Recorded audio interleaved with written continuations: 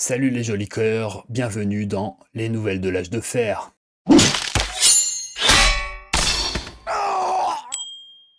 Flash spécial côté écran, ici l'écran qui vous parle. Bruxelles vient de mettre des mots très propres sur une réalité très sale.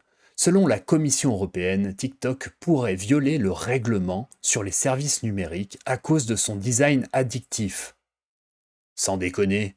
Défilement infini, lecture automatique, notifications, recommandations personnalisées. Bref, comme si personne ne s'était rendu compte qu'après 30 minutes de blackout dans ce petit manège, on ressortait parfois un peu plus vide, un peu plus mou et vaguement éduqué par un chien qui danse.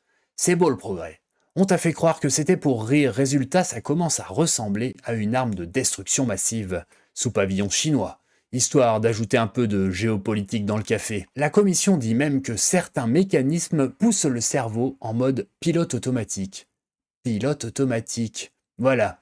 L'époque a inventé une machine qui vous regarde regarder, qui apprend vos faiblesses, vous polit la laisse, et qui appelle ça une expérience personnalisée. Et pendant ce temps, ByteDance conteste aussi sa désignation de gatekeeper devant la justice européenne. Gatekeeper, gardien du portail.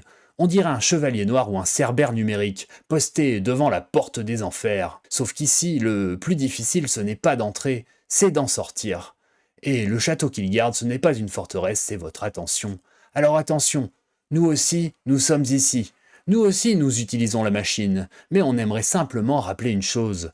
Ce qui vous rend moins libre mérite toujours d'être regardé de près. Entre la gravité de la matière et la lumière de l'esprit, il y avait déjà assez de chemin.